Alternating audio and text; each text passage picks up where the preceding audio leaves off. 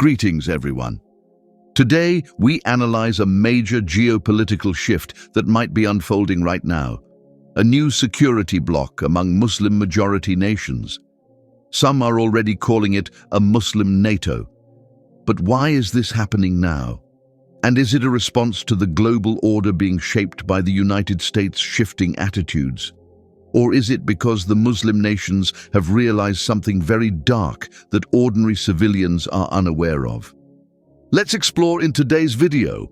According to Bloomberg, Turkey is moving to join the Strategic Mutual Defense Agreement between Saudi Arabia and Pakistan, a pact signed in September 2025 in Riyadh. Under this agreement, any attack on one member is treated as an attack on all, much like NATO's Article 5, suggesting a collective defense guarantee. Now Turkey, a major Muslim-majority state and longtime NATO member, is in advanced talks to join this pact, a deal that is reportedly very likely to happen. If finalized, we're seeing the outline of a formalized defense bloc spanning West Asia, South Asia, and potentially beyond. A strategic alliance rooted outside of Western military umbrellas and having the sense of Muslim brotherhood. But the question arises, why all of a sudden now? Why Turkey, which is already a NATO member, is planning to join another alliance for which only two nations are members? This development isn't happening in isolation.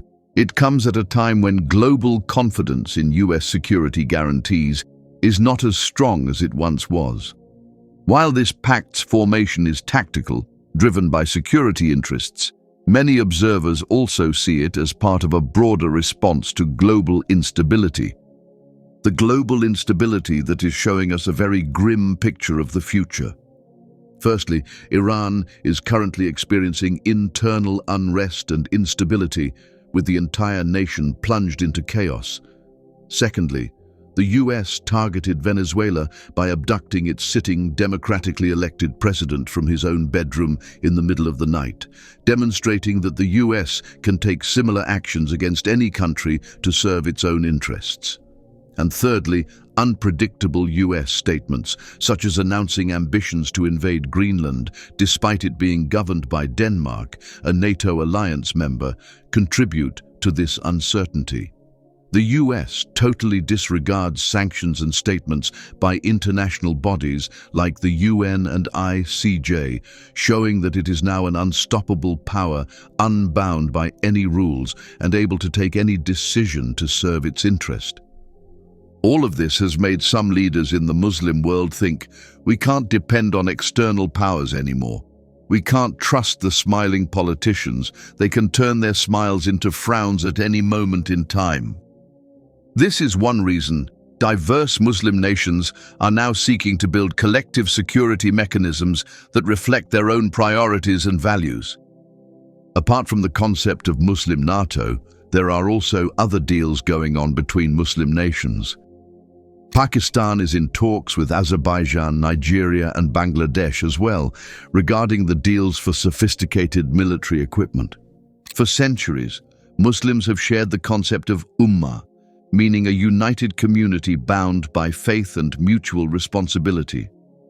Yet history has shown repeated division, rivalry, and fragmentation among Muslim-majority states.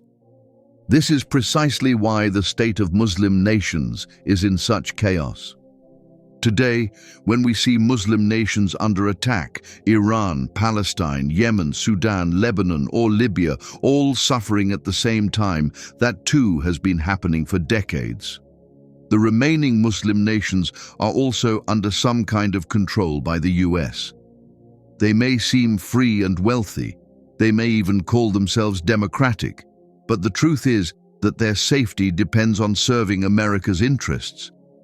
This potential alliance, bringing together Saudi Arabia's financial clout, Pakistan's military capability, and Turkey's military might and defense industry, represents a long overdue push toward unity.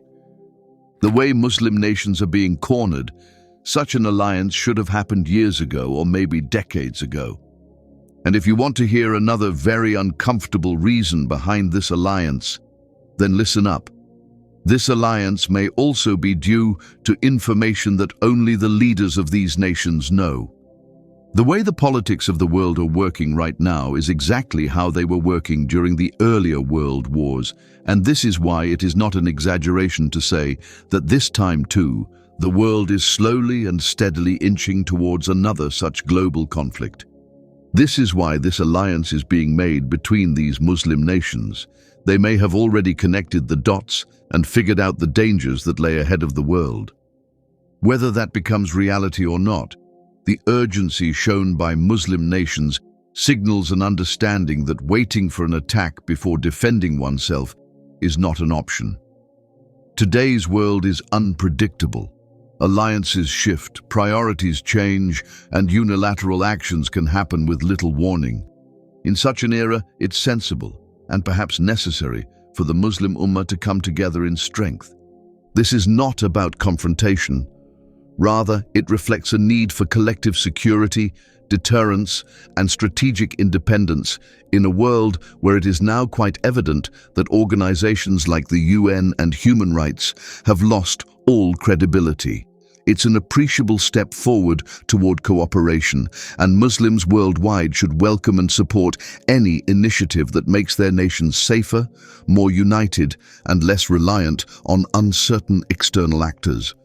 May this alliance lead to lasting peace, stability, and dignity for the Muslim Ummah. Aamin.